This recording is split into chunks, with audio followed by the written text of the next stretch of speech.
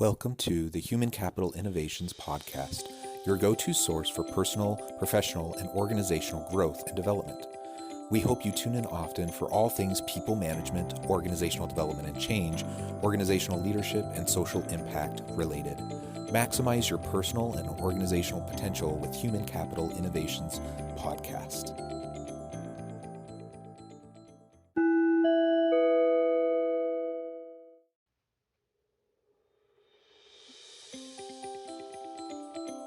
Welcome to the Human Capital Innovations Podcast.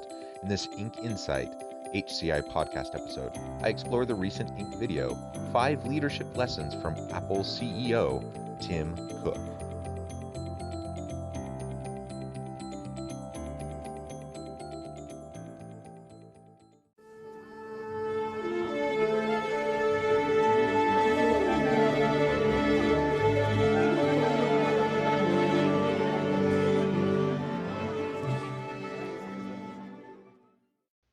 Welcome back to the Human Capital Innovations Podcast. It's great to be with you again today for this Inc. Insight HCI podcast episode. Today I'll be exploring the recent Inc. video, 5 Leadership Lessons from Apple CEO Tim Cook.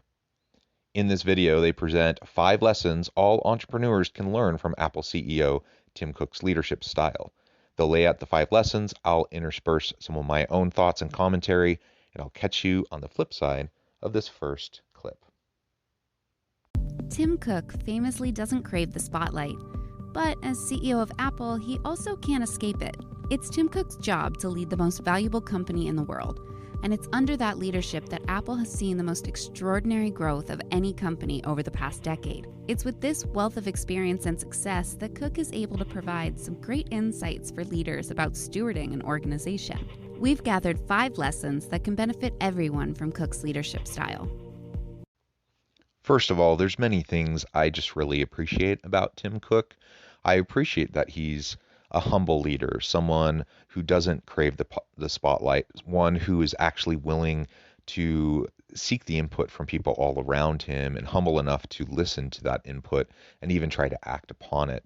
So you'll see how that plays out in these 5 tips that they'll be presenting. But I think at the core, it's the fact that he isn't so full of himself. He isn't arrogant. He's not a narcissist. He isn't in it for him and his own power and prestige and, the opportunity for him to be the spotlight. I love that about him. I love that about other leaders with a similar kind of an approach. And I think you'll see how that plays out in these upcoming tips. Number 1, diversity of leadership. Diversity isn't just an HR buzzword. In fact, a plurality of backgrounds among your employees can actually help the revenue of your company. The idea behind this philosophy is that people bring lots of different experiences to the table, and companies that can harness the most amount of creative experiences will be more innovative in their approach to business. We want diversity of thought, he says. We want diversity of style. We want people to be themselves. It's this great thing about Apple. You don't have to be somebody else. You don't have to put on a face when you go to work and be something different. But the thing that ties us all is we're brought together by values. We want to do the right thing. We want to be honest and straightforward. We admit when we're wrong, and we have the courage to change. The fact that diversity of leadership is essential in innovative, in a productive, effective organizations is not new. He did not come up with this, of course. People have been talking about it for a really long time. And the research is pretty darn clear on the business case for diversity, equity, and inclusion, as well as, of course, the human case for it, that we just want to treat everyone with dignity and respect, and we want everyone to be able to come to the workplace as their whole authentic self and to be able to contribute based on their unique background and their worldview and their experiences and their unique talents, skills, abilities, and capabilities and competencies. But the reason why this is brought up in relation to Tim Cook is that this is something that he truly and sincerely values. He recognizes that diversity is key, and he isn't just giving lip service to it. He truly puts it into action within Apple, that they seek out diverse workers. They seek out the opportunity to have diverse people around the table, but then that in and of itself isn't enough. You have to then really truly give them a voice. There needs to be a psychologically safe space for them to contribute. And then you have to be able to show that you value their contributions and their unique insights. It doesn't mean you need to incorporate everything they say, but you definitely need to listen sincerely. You have to thoughtfully take the input, and then you do have to show that you're willing to make adjustments as necessary based on the diverse perspectives around the table. So he believes strongly in diverse leadership and leveraging the capabilities and the capacities of all of those on his team. And I couldn't agree more. Number 2, transparency is key. Cook knew transparency would be key to leadership. With harsh criticism about the standards of Apple's global employees, he opened the doors and invited the world to see how Apple operates. By doing this, he not only created goodwill around the company, but set industry standards for other manufacturers. Our transparency in supplier responsibility is an example of recognizing that the more transparent we are, the bigger difference we would make. We want to be as innovative with supply responsibility as we are with our products. That's a high bar. The more transparent we are, the more it's in the public space. Transparency is absolutely key. If you want to build trust amongst your organization, among your team, and have mutual accountability, then you have to be transparent. You have to be open and communicate openly. Now, Apple was being criticized for the standards of those production workers around the globe. Not necessarily Apple employees, but suppliers, employees of supplier organizations, but also some Apple employees. And so what did he do? He opened things up. He invited people in. They took a good, long, hard look at their practices and looked for ways to improve. And by being open and transparent, they were able to really truly see the problems that were there in front of them.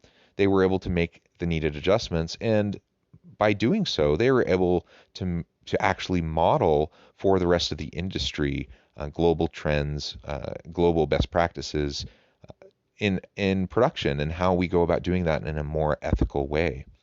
He did that because he saw and understood the value of transparency, and he understood that if Apple's going to continue to have a good reputation in the community and amongst its consumer base, and if they're going to do the right thing for people around the world, for workers, that they had to be more transparent and they had to own up to the problems that they were helping to create and the systems that were there that contributed to the exploitation of workers.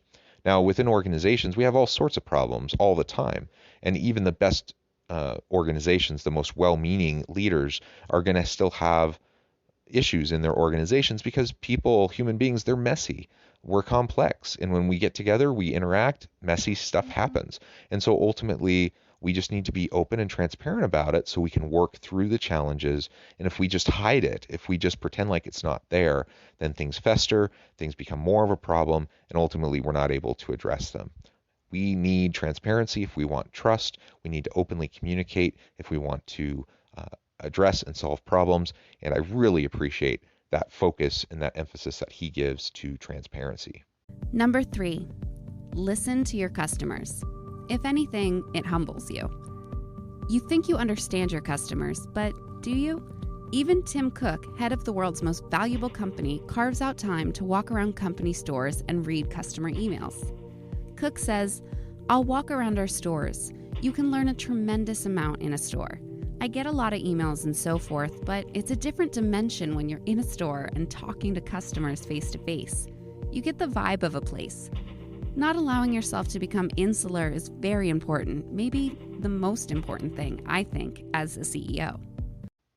Along with the points about diversity and the point about transparency, the next point that you have to listen, I mean, it just flows, right? It makes perfect sense. And if you were to be more transparent and if you were to have more diverse voices around the table, but you don't actually listen, then what's the point? But he really emphasizes the importance of active listening and to truly look for the feedback from all stakeholders, to the point that he'll actually read, as the CEO, he'll actually read customer emails. He'll actually go to the stores and he'll walk around and he'll see how people interface with the employees and with the products. And he'll get a better sense of what is going well and what they could possibly improve. I really like a lot about this because what he's demonstrating, again, is his humility that he doesn't have it all figured out, and he recognizes the need to stay connected. It's so easy within organizations, particularly within really large organizations, for the C-suite, the CEO, and the other C-suite executives, and really anyone high up in the organizational hierarchy to really just be in kind of their own bubble. And they just, despite their best intentions, if they aren't finding ways and having mechanisms to directly interact with line workers and with customers, they're going to be off in their own little world and they won't truly know what's going on. Things get filtered as they work their way up an organizational communication hierarchy and pipeline. And so he's cutting out the middleman, he's going straight to the source, he's trying to understand. And I applaud him for that. That means he truly wants to know. He's not just going through the motions. It's not lip service. He wants to know how people are experiencing their products. He wants to know the experience of his employees. And he's willing to put in the time and the effort to better understand. And I love it.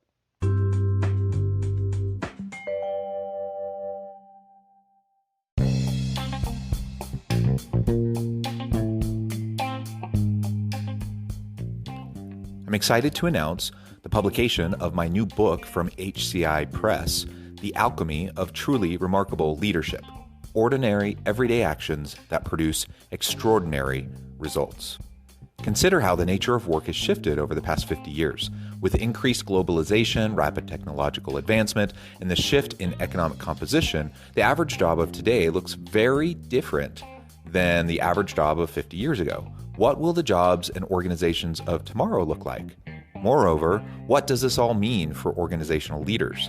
What are the core competencies and capabilities of organizations and their leadership that are prepared for continued disruption and geopolitical and socioeconomic shifts?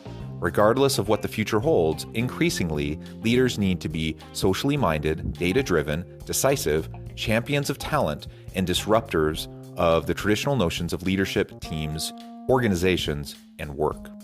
The Alchemy of Truly Remarkable Leadership will help you to explore your own leadership competencies and capabilities and consider ways to apply and implement them into your workplace and personal life.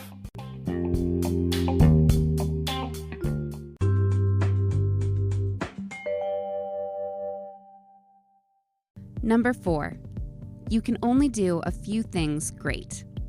Considering the size of Apple, it's pretty remarkable to think about how few products the company actually creates. I mean, if you really look at it, we have 4 iPods, we have 2 main iPhones, we have 2 iPads, and we have a few Macs. That's it. The point is to focus on what you do best and do it the best you can. We argue and debate like crazy about what we're going to do because we know we can only do a few things great. At the right time, we'll keep disrupting and we'll keep discovering new things that people didn't know they wanted. You can only do a few things great. Really honing in, focusing in on those things that can be your competitive advantage in the marketplace. That's really important. And there's a tendency for people to want to try to just be all things to all people. And while that might seem like a good idea and that might sound nice, the problem is we have limited resources. We have limited cognitive load to be able to manage all the various types of things that an organization might try to do. We have limited financial resources, limited production resources. The bottom line is we can't do everything and we can't be everything for all people. So we have to pick and choose, and we have to be really deliberate about why we choose to do some things and not do other things. At Apple, they really do focus in. They don't have a huge wide range of products that they bring to market.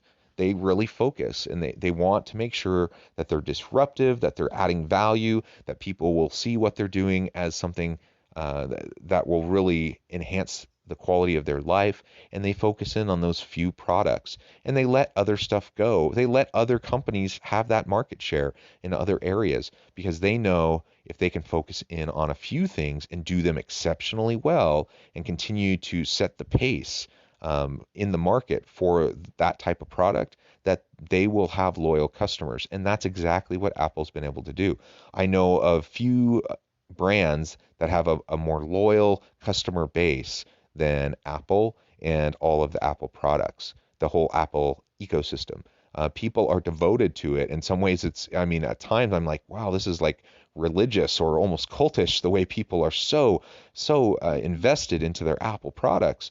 But kudos to Apple, kudos to Cook, kudos to the team for focusing on creating such amazing products and such a great user experience and such a great customer experience that people just want to keep coming back again and again and again. And they keep innovating in ways that push the envelope in the industry. And they're only able to do that because they focus limited resources on bringing forth new innovations and new great products to market, focusing on what they do best. And number 5, admitting you're wrong. Ultimately, Cook's advice for entrepreneurs and CEOs is advice that's pretty helpful for everyone.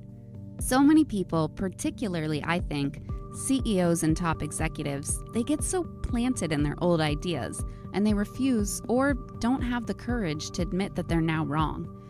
Maybe the most underappreciated thing about Steve was that he had the courage to change his mind. And it's a talent.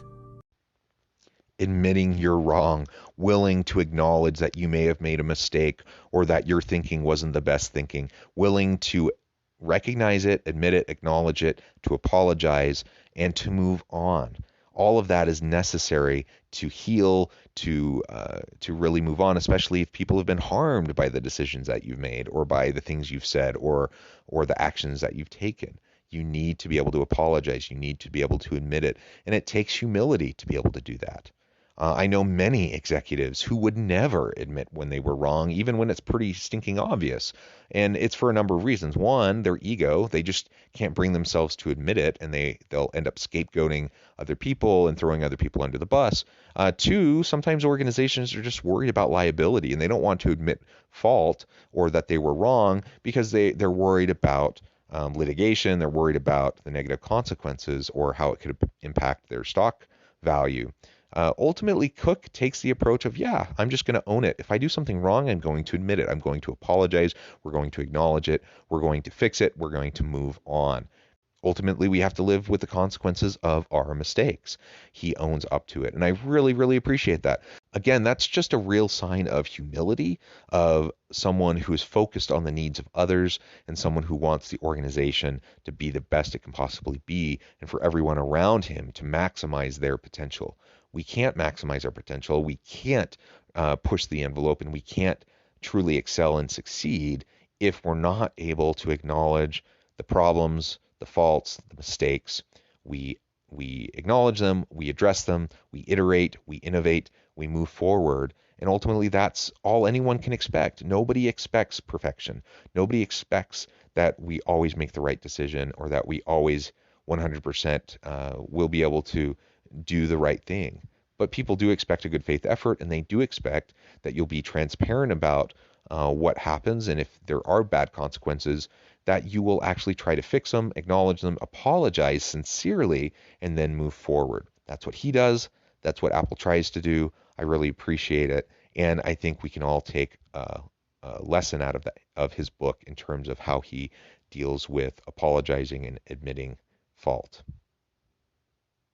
I really appreciate this short ink video. I think there's some really great lessons here, some good insights from Cook and his style and his approach that I think we can all try to emulate, and that will help us to better lead our teams, be there for our people, and have more successful organizations. As always, thank you for joining me for this episode of the Human Capital Innovations Podcast. I hope you stay healthy and safe, that you can find meaning and purpose at work each and every day, and I hope you have a great week.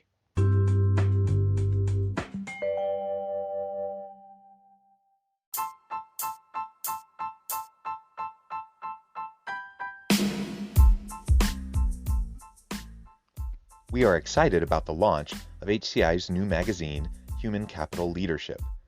Human Capital Leadership is a free, interactive e-magazine designed to help individuals, leaders, and organizations find innovative approaches to maximize their human capital potential.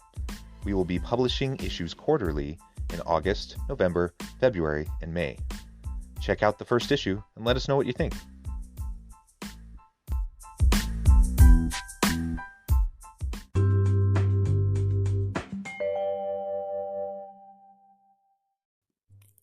Thanks again for joining us for this episode of the Human Capital Innovations Podcast.